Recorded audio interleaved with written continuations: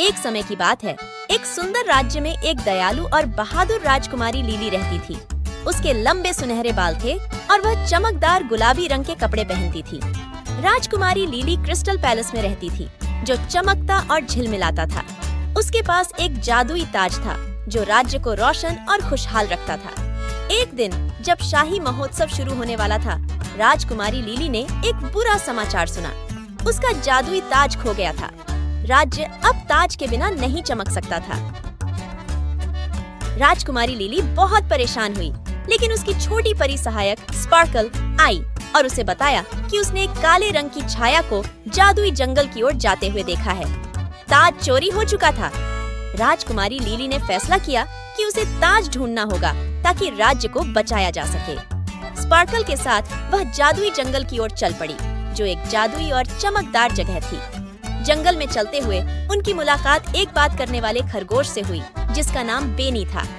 बेनी ने बताया कि उसने काले रंग की छाया को क्रिस्टल गुफा की ओर जाते हुए देखा था, लेकिन बेनी ने यह भी चेतावनी दी कि गुफा एक गुस्से वाले राक्षस द्वारा संरक्षित थी। राजकुमारी लीली ने डरने का नाम नहीं लिया और स्पार्कल के साथ क्रिस्टल गुफा की ओर बढ़ी।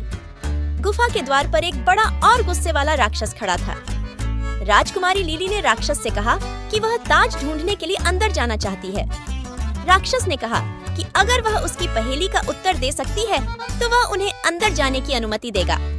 राजकुमारी लीली ने अपनी बुद्धिमानी और दयालुता से राक्षस की पहेली का सही जवाब दिया और राक्षस ने उन्हें गुफा में जाने की अनुमति दी। गुफा के अंदर रंग बिरंगे क्रिस्टल चमक रहे थे और वहाँ एक काला कौवा ताज की रक्षा कर रहा था। राजकुमारी लीली गुस्से में नहीं आई। उसने नरमी से कौवा से पूछा, तुमने मेरा ताज क्यों चुराया? कौवा ने उदास होकर कहा, मैंने ताज इसलिए चुराया क्योंकि मुझे लगता था कि मैं खास नहीं हूँ। राजकुमारी लीली मुस्कुराते हुए बोली, तुम्हें किसी चीज को चुराने की जरूरत नहीं है, तुम वैसे ही खास हो।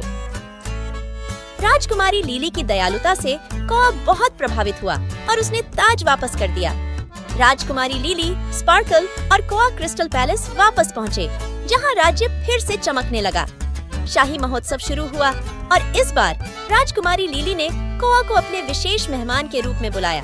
उसने कौवा का धन्यवाद किया और कहा कि उसने उसे यह सिखाया कि दयालुता और बहादुरी से कोई भी समस्या हल हो सकती है।